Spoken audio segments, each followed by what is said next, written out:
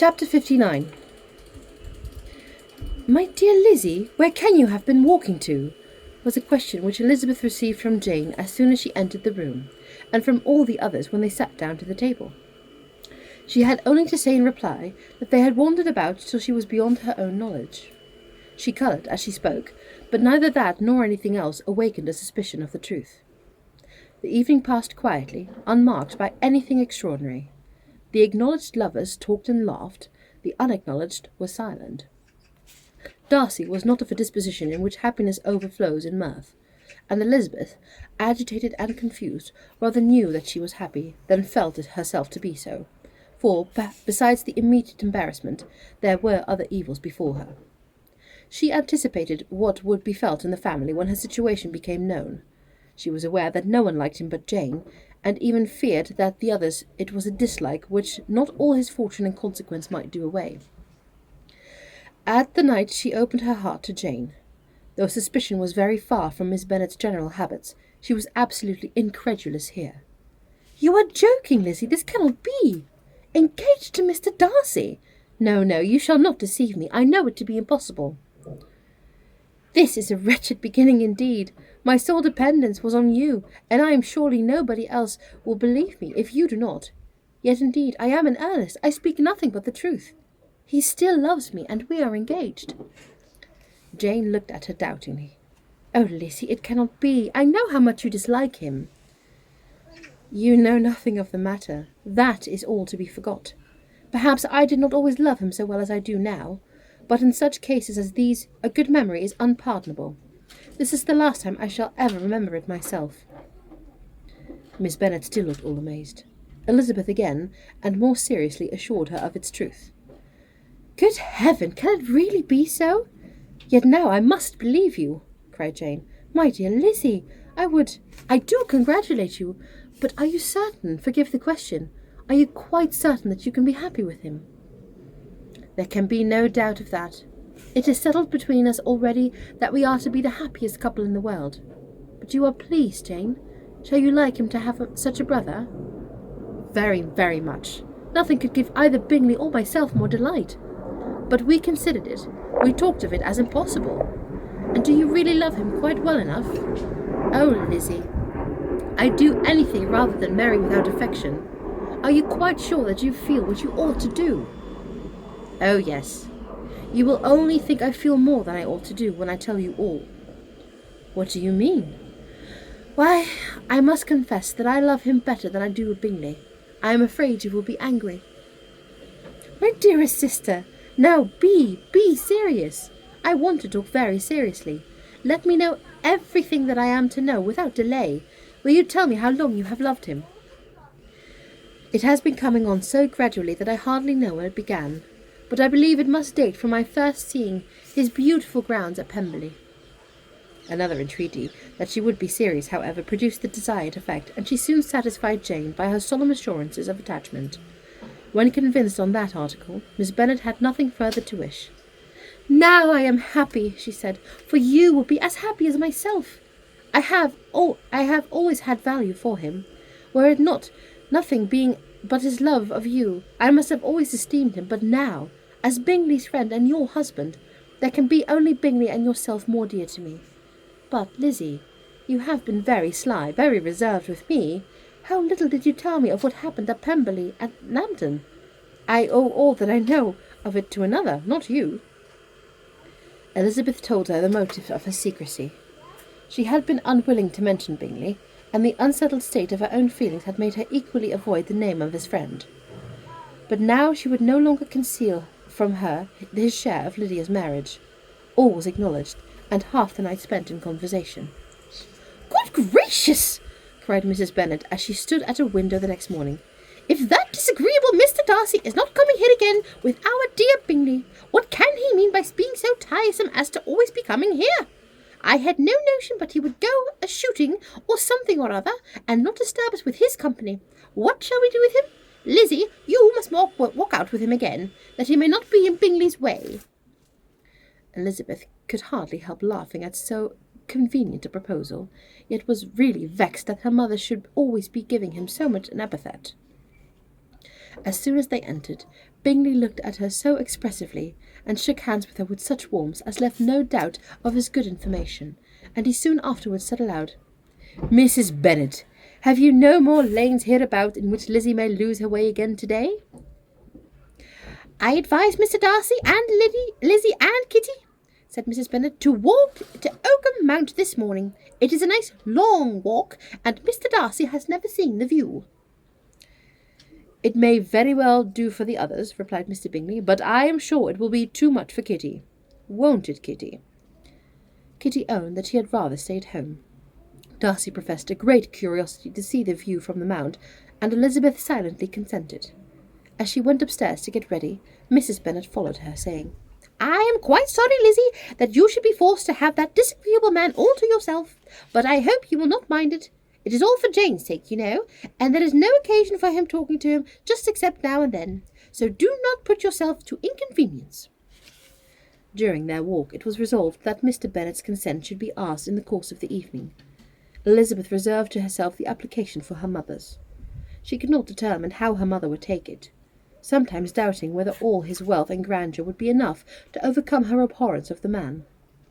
But whether she was violently set against the match, or violently delighted with it, it was certain that her manner would be equally ill adapted to do credit to her sense, and she could no more bear that Mr. Darcy should hear the first raptures of her joy than the first vehemence of her disapprobation.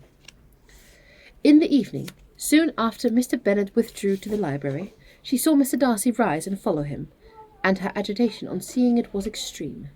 She did not fear her father's opposition, but he was going to be made unhappy, and that it should be through the means that she, his favourite child, should be distressing him by her choice, should be filling him with fears and regrets in disposing of her, was a wretched reflection, and she sat in misery till Mr. Darcy appeared again, when, looking at him, she was very little relieved by his smile. In a few minutes he approached the table where she was sitting with Kitty, and, while pretending to admire her work, said in a whisper, "Go to your father. He wants you in the library." She was gone directly. Her father was walking about the room, looking grave and anxious. "Lizzie," said he, "what are you doing? Are you out of your senses, to be accepting this man? Have you not always hated him?" How earnestly did she then wish that her former opinions had been more reasonable, her expression more moderate. It would have spared her from explanations and professions which it exceedingly awkward to give, but they were now necessary, and she assured him, with some confusion, of her attachment to Mr. Darcy. "Or, in other words, you are determined to have him? He is rich, to be sure, and you may have more fine clothes and fine carriages than Jane. But will they make you happy?" "Have you any other objection," said Elizabeth, "than your belief of my indifference?" "None at all. We all know him to be a proud, unpleasant sort of man, but this would be nothing if you really liked him." I do like him," she replied, with tears in her eyes. "I love him. Indeed, he has no improper pride. He is perfectly amiable. You do not know what he really is. Then pray do not pain me by speaking of him in such terms." "Lizzie," said her father, "I have given him my consent. He is the kind of man, indeed, to whom I should never dare refuse anything which he condescended to ask. But I now give it to you, if you are resolved on having him. But let me advise you to think better of it. I know your disposition, Lizzie. I know that you could be neither happy nor respectable unless he truly esteemed your husband, unless you looked up to him as a superior. Your lively talents would place you in the greatest danger in an unequal marriage. You could scarcely escape discredit and misery. My child, let me not have the grief of seeing you unable to respect your partner in life. You do not know what you are about." Elizabeth, still more affected, was earnest and solemn in her reply, and at length, by repeated assurances that Mr. Darcy was really the object of her choice, by explaining the gradual change which her estimation of him had undergone, relating her absolute certainty that his affection was not the work of a day, but had stood the test of many months' suspense, and enumerating with energy all his good qualities, she did conquer her father's incredulity, and reconcile him to the match. "Well, my dear," said he, when she was ceasing to speak, "I have no more to say. If this be the case, he deserves you. I could not have parted with you, my Lizzie, to anyone less worthy." To complete the favourable impression, she then told him what Mr. Darcy had voluntarily done for Lydia. He heard her with astonishment. "This is an evening of wonders indeed. And so, Darcy did everything. Made up the match, gave the money, paid the fellow's debts, and got him his commission. So much the better. It will save me a world of trouble and economy. Had it been your uncle's doing, I must and would have paid him. But these violent young lovers carry everything their own way. I shall offer to pay him tomorrow. He will rant and storm about his love for you, and there will be an end to the matter." He then recollected her embarrassment a few days before, on his reading Mr. Collins's letter, and after laughing at some time, allowed her to at last go, saying, as she quitted the room, "If any young men come for Mary or Kitty, send them in. I am quite at my leisure." Elizabeth's mind was now relieved from a very heavy weight, and, after half an hour's quiet reflection in her own room, she was able to join the others with tolerable composure. Everything was too recent for gaiety, but the evening passed tranquilly away. There was no longer any material to be dreaded, and the comfort of ease and familiarity would come in time. When her mother went up to her dressing-room at night, she followed her, and made the important communication. Its effect was most extraordinary, for, on first hearing it, Mrs. Bennet sat quite still, and unable to utter a syllable. Nor was it under many, many minutes that she could comprehend what she heard, though not in general backward credit to what was the advantage of a family, or that came in shape of a lover to any of them. She began at length to recover, to fidget about her chair, get up, sit down again, wonder, and bless herself. "Good gracious! Lord bless me! Only think! Dear me! Mr. Darcy! Who would have thought? And is it really true? Oh, my sweetest Lizzie! How rich and how great you will be! What pin money, what jewels, what carriages you will have! Jane is nothing to it. Nothing at all. I am so pleased, so happy. Such a charming man, so handsome, so tall. Oh, my dear Lizzie, pray apologize for my having disliked him so much before. I hope you will overlook it. Dear, dear Lizzie, a house in town, everything that is charming, 3 daughters married, 10,000 a year. Oh, Lord, what will become of me? I shall go distracted." This was enough to prove that her approbation need not be doubted, and Elizabeth, rejoicing that such an effusion was heard only by herself, soon went away. But before she had been 3 minutes in her own room, her mother followed her. "My dearest child, I can think of nothing else. 10,000 a year, and likely more. 'Tis as good as a lord, and a special license. You must and shall be married by a special license. But, my dear love, tell me what dish Mr. Darcy is particularly fond of, that I may have it tomorrow."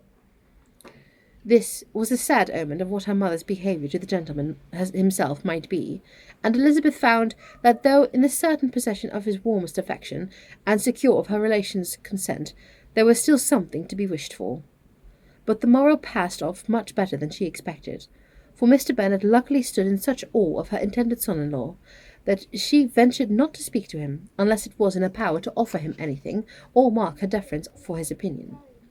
Elizabeth had the satisfaction of seeing her father taking pains to get acquainted with him, and Mr. Bennet soon assured her that he was rising every hour in his esteem. "I admire all my son-in-laws highly," said he. "Wickham perhaps is my favourite, but I think I shall like your husband quite as well as Jane's."